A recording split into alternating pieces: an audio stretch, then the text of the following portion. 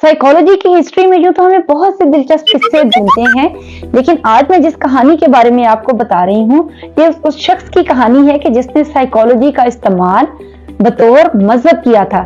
यानी उसने साइकोलॉजी को और साइंस को मिलाकर एक नया मजहब गढ़ लिया और इस मजहब का नाम रखा डायनेटिक्स। एल रॉन हॉबर्ट ने इस मजहब की बुनियाद कैसे रखी और उनकी आइडियोलॉजी क्या थी, इस बारे में आज हम बात करने वाले हैं। हॉबर्ट का ताल्लुक एक एथिस्ट घराने से था और उसके वालिदैन कुछ खास मजहबी नहीं थे। उसके फादर एक सेलर थे और बहरी जहाजों पर सफर के दौरान हॉबर्ट को बचपन में ही जापान से पोर्टो रिको और फिलीपीन से लेकर अमेरिका तक जाने का मौका मिला। इस तरह उसने न सिर्फ मुख्तलिफ सकाफतों को स्टडी किया, बल्कि बहुत से मज़ाहिब को भी बचपन से ही उनसे आगाही हासिल करने का मौका मिलता रहा। हॉबर्ट बचपन में ही लिखने पढ़ने से मुंसलिक हो गए और फिक्शन राइटर बन गए। इसके बाद वो नेवी में चले गए और यहाँ उसको मौका मिला सिगमंड फ्राइड को स्टडी करने का। सिगमंड फ्राइड के बारे में तो आप जानते ही हैं कि ऑस्ट्रियन जूइश साइकोलॉजी के फाउंडर हैं और पायनियर कंसिडर होते हैं साइकोलॉजी के। यहाँ पर हॉबर्ट बहुत मुतासिर हुए उनकी ह्यूमन साइकोलॉजी के मुतालिक अंडरस्टैंडिंग से और उनके दिल में एक नया ख्याल सूझा। जैसा कि उनके साथी बताया करते हैं कि हॉबर्ट ने कहा, you can not earn money by just writing fiction. The proper way to earn money is through religion, यानी मजहब के तवस्सुत से आपको पैसे मिल सकते हैं। फिक्शन राइटर बनने से आपको शायद पैसे नहीं मिल सकते हैं। 1950s का टाइम पीरियड एक ऐसा टाइम पीरियड था कि जिसमें साइंटिफिक वेव चली हुई थी हर एक जिंदगी के तमाम चीजों के अंदर और नई नई इजादात हो रही थी और एक पूरा तबका फिक्र था, एक स्कूल ऑफ थॉट था जो कि बिलीव करता था कि हर एक चीज को हम तभी मानेंगे, हम उन चीजों पर यकीन करेंगे जो साइंटिफिकली प्रूव हो सकती हो। तो यहाँ से हॉबर्ट के दिल में ख्याल पैदा हुआ एक साइंटिफिकली प्रूवेबल रिलीजन बनाने की तरफ और उसने बहुत से साइंस के सेगमेंट्स को भी इकट्ठा किया, जो साइकोलॉजी उसने पढ़ी थी उसको भी इकट्ठा किया और इस तरह से एक नए कल्ट की बुनियाद रखी।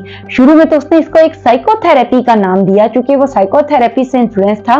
तो उसने कहा कि मैंने बहुत सी मेथोलॉजीज जो कि उसने डिफरेंट कल्चर्स को जैसे स्टडी किया था, जिसमें हम देखते हैं महात्मा बुद्ध की जो टीचिंग्स हैं, हिंदुइज्म है और उसके बाद वो जो डीप अफ्रीकन ट्राइब्स के मज़ाहिब थे, उन सबको उसने मिला जुलाकर जो साइकोथेरेपी है वो बनाने की कोशिश की।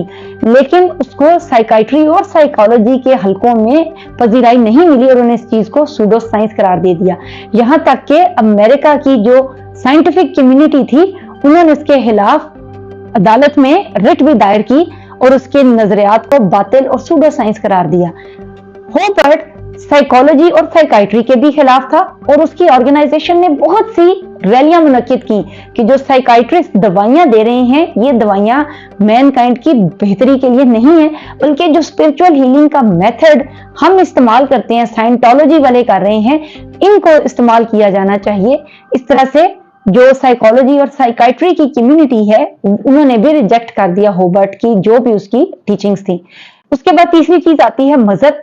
इनिशियली तो उसको बैन किया गया और उसकी जो एक मजहबी फिलॉसफी है उसको कल्ट का नाम दिया गया, क्योंकि उनकी टीचिंग्स ना तो ओपन थी और ना ही उसके बारे में एग्जैक्टली पता था कि वो क्या चाहते हैं और उनकी जो लाइंस ऑफ एक्शन है वो क्या हैं। लेकिन टिल डेट जो आज की तारीख है उसमें Canada, America, Switzerland, Germany, Holland जैसे न्यूजीलैंड वगैरह, वहां पर इसको बतौर मजहब एक्सेप्टेंस हासिल हो चुकी है और इसको बकायदा मजहब माना जाता है। यहां तक कि जो इस कल्ट की बुनियाद है इसकी अगर हम दायरा कार देखें तो पाकिस्तान में भी इसके मानने वाले हमें नजर आते हैं। साइंटोलॉजी के मानने वालों में ज्यादातर तादाद ऐसे लोगों की है जो एलीट क्लास से ताल्लुक रखते हैं, यानी अमीर लोगों पर मुश्तमिल एक तबका है। जैसा कि हॉबर्ट ने खुद भी कहा कि पैसा बनाना है तो मजहब उसके लिए सबसे बेहतर शॉर्टकट हुआ करता है। उससे इन्फ्लुएंस होने वाले लोगों ने डायनेटिक्स को या साइंटोलॉजी को क्यों एक्सेप्ट किया? साइंटोलॉजी का जो मीनिंग है जी इसने वर्ड साइंस से इख्तरा किया। Science means knowledge and logos means study, यानी स्टडी ऑफ नॉलेज। तो उसने कहा कि ये एक ऐसा मजहब है जो कि रिलीजन को और साइंस को साथ लेकर चलेगा और उसमें ह्यूमन साइकोलॉजी को मलहूज़े खातिर रखा जाएगा। इस तरह से ये जो मजहब जो उसने घड़ा था, इसने ऐसे लोगों को जो एथिस्ट थे और एथिस्ट होने के बाद वो किसी एक स्कूल ऑफ थॉट से बिलोंग नहीं कर सकते थे, उनको बहुत मुतासिर किया कि हम एक ऐसे मजहब के मानने वाले हैं जो साइंसी बुनियादों पर कायम है, क्योंकि ज़राअत से लेकर कंस्ट्रक्शन है, इंडस्ट्रीज हैं, हर एक चीज रेवोल्यूशनाइज हो रही थी और साइंसी बुनियादों पर कायम की जा रही थी। तो मजहब साइंटिफिक बुनियादों पर क्यों कायम नहीं हो सकता? ये वो चीज थी कि जिसने बहुत से लोगों को इन्फ्लुएंस किया, वो साइंटोलॉजी का हिस्सा बन गए और 3.1 मिलियन से ज्यादा लोग इनके साथ मुंसलिक हो गए। रोबर्ट के मुताबिक उनका मेथड एक साइकोथेरेपी था, लेकिन उस साइकोथेरेपी में कोई भी स्टेप्स और कोई भी ऐसी चीजें शामिल नहीं थी जो कि साइकोलॉजी से मुंसलिक होती। यहां तक कि उन्होंने तो कंट्राडिक्ट ही कर दिया साइकोलॉजी की बहुत सारी थ्योरीज को और साइकाइट्रिक वर्क को। यहां से एपीए और ब्रिटिश साइकाइट्रिक एसोसिएशन ने उनको एक्सेल कर दिया और उन्होंने उनकी जो टीचिंग्स थी और जो उनकी जो आर्टिकल्स थे उनको पब्लिश करने से और मानने से इनकार कर दिया। इस तरह से जब हर जगह से रिजेक्शन मिला तो अब हॉबर्ट ने सोचा कि ना तो उनको साइंटिफिक कम्युनिटी एक्सेप्ट कर रही है, ना रिलीजियस कम्युनिटी एक्सेप्ट कर रही है और ना ही उनको साइंस वाले मानते हैं। यहां से उन्हें ख्याल पैदा हुआ कि मुझे मजहब की तरफ जाना चाहिए और साइंटोलॉजी को मजहब का दर्जा दिया जाना चाहिए। हॉलीवुड की बहुत सी सेलिब्रिटीज इसी कल्ट के साथ मुंसलिक हैं, जिसमें टॉम क्रूज समेत बहुत सी आप देखेंगे कि आपको सेलिब्रिटीज के नाम मिलेंगे कि जो साइंटोलॉजी से मुंसलिक हैं और बहुत भारी चंदा देते हैं। ये जो ऑर्गेनाइजेशन है ये पैसे के ऊपर कायम है और ये सालाना बहुत ज्यादा मुनाफा कमाती है, एक प्रॉफिटेबल ऑर्गेनाइजेशन है। यही वजह है कि जो रिलीजियस ऑर्गेनाइजेशन है उन्होंने इसको सॉलिड मानने से इनकार कर दिया है कि ये एक प्रॉफिट टेकिंग ऑर्गेनाइजेशन है और इसका किसी मजहब से कोई ताल्लुक नहीं। बहुत सी सुपरस्टिशंस और मिस्टिकल कैरेक्टर्स इनके साथ इन्वॉल्व हैं। यहां तक कि जो एक्स साइंटोलॉजिस्ट हैं उन्होंने तो इस चीज को बहुत ही ईवल करार दिया है।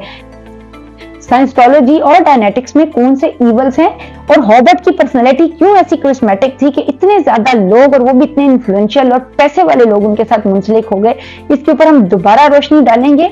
लेकिन हमारे लिए इंटरेस्टिंग पॉइंट ये है कि कहीं पर लोगों के ज़हन में जब अजीब अजीब ख्याल आते हैं तो उनके जहन में साइकोलॉजी को बतौर मजहब अपनाने का ख्याल भी मौजूद रहा है।